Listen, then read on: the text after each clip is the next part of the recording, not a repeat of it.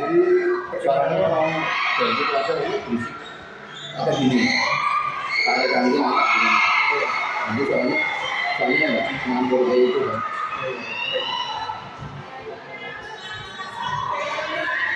Ini ya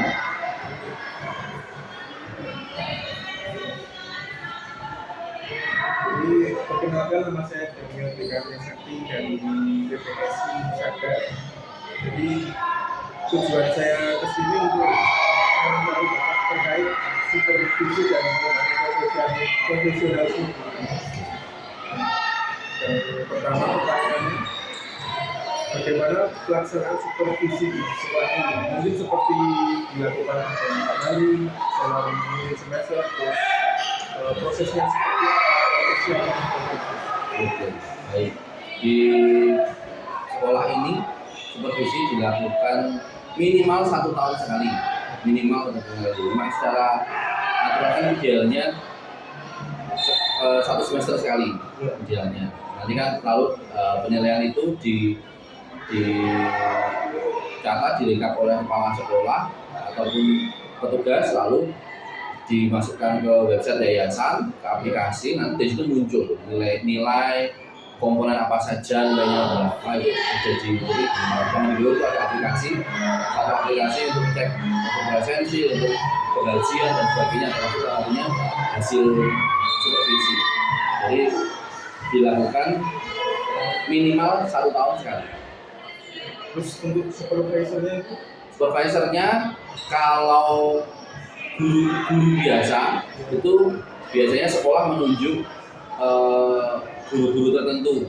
Jadi misalnya berdasarkan golongan atau berdasarkan jabatan di sekolah, misalnya staff, dia menjadi staff lalu dia supervisi yang guru biasa, atau golongannya misalnya 4A supervisi teman-teman guru, rekan-rekan guru yang 3C, 3B begitu. Kalau staff nanti yang supervisi kepala sekolah. Staff itu kan bakal kurikulum, kesiswaan, humas, sampah. Prosesnya untuk di dalam kelasnya sendiri apakah langsung dievaluasi? Tidak.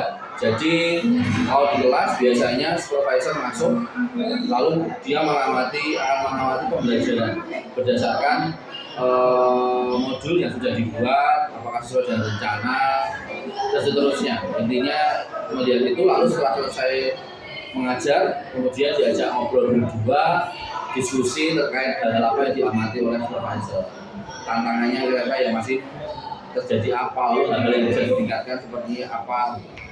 Nilai-nilai yang dinilai sendiri Macam-macam sebenarnya, mulai dari kesesuaian materi, komponennya banyak, tapi secara umum apakah materi yang diajarkan itu sesuai dengan yang sudah direncanakan. Artinya modulnya pas nggak, dia merencanakan sekian langkah dan terjadi berapa langkah misalnya. Lalu guru sendiri bagaimana, dilihat apakah sudah tepat dalam menyampaikan materinya. Karena kan gini, terkadang materinya mungkin bagus atau mudah gitu ya, gurunya juga mungkin mengajarnya bagus, cara ngomongnya juga bagus, tapi ternyata muridnya nggak paham, kan nggak bisa jadi karena jadi guru sederhana menjelaskan dengan cara yang sederhana, yang simple, tapi muridnya paham. Jadi kadang ada persepsi kita harus meninggalkan metode ceramah misalnya, kita pakai metode yang apa-apa, tapi belum tentu juga, karena kelas butuh meninggalkan ceramah. Kita lihat karakteristik setiap kelas, jadi dilihat oh memang kelas ini butuh ceramah, lalu baru dinamika kerja kelompok misalnya. Ya betul. berarti lebih menyesuaikan kondisi saat ini. Ya, karena kan karakteristik kelas berbeda, kemudian karakteristik mata pelajaran, kemudian ya guru itu sendiri. Tapi kalau hal umum seperti misalnya guru itu PG nggak ngomong gitu, terus manajemen kelasnya gimana ketika dia mengajar, ada siswa yang ribut misalnya, itu gimana dia mau menegur atau mengkondisikan kelas itu supaya kondusif, artinya bukan hening, bukan diam, tapi kondusif. Supervisinya itu akan Ya, biasanya akan dijadwalkan misalnya di bulan-bulan pertengahan semester, nanti akan menyusun jadwal bersama kurikulum, lalu kepala sekolah akan mengumumkan kapan-kapannya atau mungkin bisa jadi bapak ibu guru biasanya diminta mengisi sendiri. Jadi tentang waktunya tanggal segini atau segini bapak ibu diminta mengisi kapan bisa disupervisi. Jika ada guru yang mungkin belum waktunya untuk dilakukan seperti itu, tapi beliau itu mendapatkan kesulitan untuk menjadi dalam kelas dan ingin berkonsultasi diperbolehkan. Sangat diperbolehkan. Kami kan di sini konsultasi bisa ya harus kepala sekolah langsung, tapi kan ada namanya MGMP. Misalnya ini guru bahasa Indonesia ada 3 nih. Nah, jadi kita diskusi di situ. Misalnya satu angkatan itu kan yang mengajar 2 guru ya. Biasanya kami selalu koordinasi bahwa ini kita mau mengajarnya materi apa. Kalau cara mengajarnya mungkin beda-beda ya, tapi materinya apa, nanti penilaiannya gimana, termasuk asesmennya juga soalnya sama. Wong mata pelajarannya sama, ya cara mengajarnya yang beda kan. Lalu apa namanya? Kalau memang itu butuh lagi naik ke kurikulum. Kalau memang kurikulum nggak bisa mutusi ya nanti naik ke kelas. Tapi rata-rata di MGB udah selesai itu. Kalau mentok itu di kurikulum kalau mau konsultasi. Jadi Ya nggak bisa langsung ke kepala sekolah, maksudnya ada alurnya dulu. untuk tidak lanjut dari supervisinya bagaimana? Maksudnya jalan dulu. Jadi habis supervisi itu Iya tadi habis supervisi, supervisor dan yang supervisi di ngobrol tadi ya sampaikan hasil observasi selama 3 bagaimana. Tapi kalau soal nilai itu nanti ketika kepala sekolah. terus manfaat supervisi untuk bapak sendiri bagaimana? Supervisi itu membantu guru untuk selalu ya satu update terus ya, update tentang cara mengajar dan seterusnya lah, update soal kemampuan dan sebagainya. Yang kedua ya kita tuh selalu butuh masukan atau pandangan dari orang lain. Kan kalau hanya diri sendiri kan apa-apa dianggap benar, sudah sesuai, tapi kan kalau menurut orang lain kan belum tentu. Nah, kita kan pasti selalu butuh pandangan orang lain supaya membantu kita berkembang. Bisa kalau kita mau. Jadi itu membantu, sangat membantu. Kendala yang ketika supervisi Kendalanya biasanya yang paling pertama mempersiapkan administrasinya deh. Kendala di waktu aja sih. Karena terkait dari kedua, terutama di sekolah swasta itu biasanya banyak. Dan diskusi banyak. Kadang kalau saya pribadi kadang saya mengatur waktunya masih kurang oke, jadi kadang masih tumpuk antara administrasi, terus dari persiapan mengajar dan sebagainya. jadi bukan untuk administrasi Enggak, sebenarnya enggak berat sih. Cuman memang kan namanya mengajar itu kan memang harus ada rencananya. Artinya zaman dulu PPP itu enggak penting kok. Ya sebenarnya PPP itu penting. Cuma kita bisa tahu rencana kita mau ngajar apa dan cara bagaimana. Cuman kan memang kadang apa ya?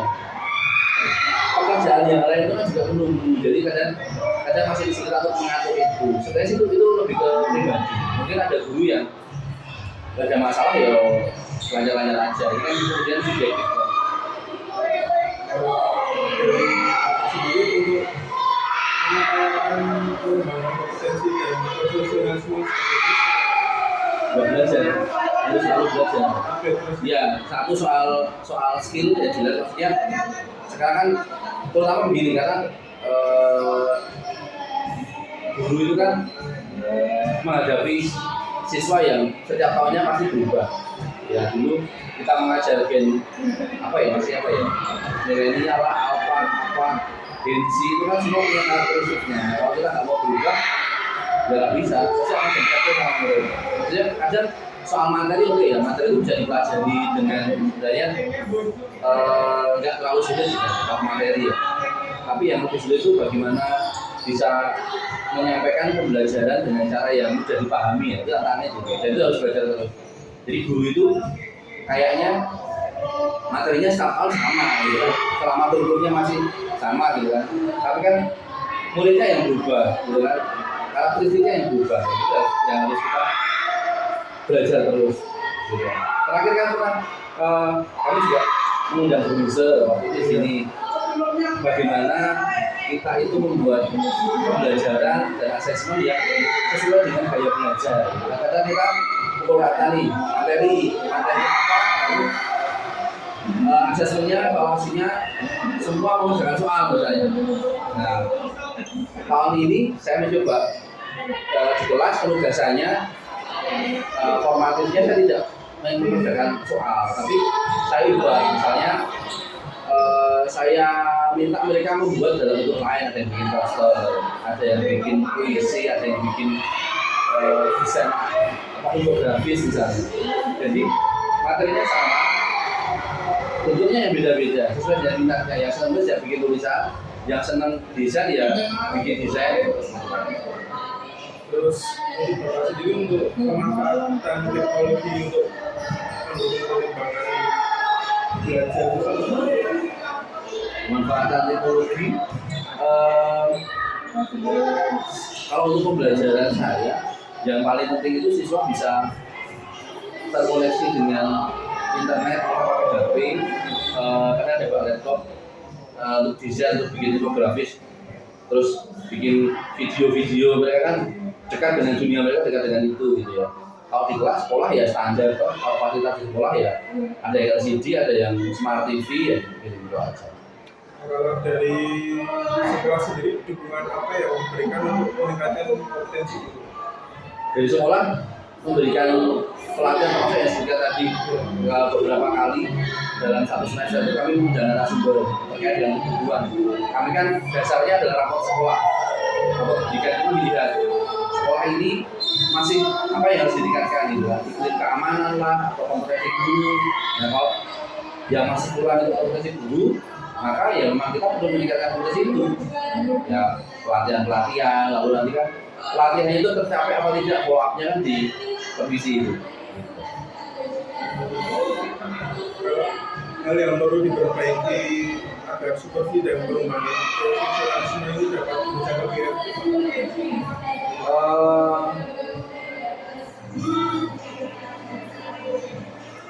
Yang masih perlu ditingkatkan sebenarnya lebih ke tidak lanjut setelah apa namanya, bukan setelah ada pelatihan misalnya. Jadi ketika kita sudah punya dasar tadi raport pendidikan, di beberapa kesempatan kadang-kadang kita mau dana sumber selesai, nggak ada tidak lanjut dari itu. Harusnya kan ada, misalnya tadi saya bilang kita mau dana sumber tentang bagaimana mengajar sesuai dengan gaya belajar anak misalnya. Setelah dapat itu, yuk dibalikin praktekan. Lalu caranya ngecek gimana dari kita belum, ya supervisi kan. Nah, dilihat sudah menerapkan belum. Kalau belum, kendalanya apa? Kalau sudah, mana yang bisa di-improve dan sebagainya. Nah, kadang itu yang masih terlupakan 1-2 kali di sekolah. Jadi tidak lanjutnya belum optimal. Ya, ada lanjut. Sepertinya cukup. Oke.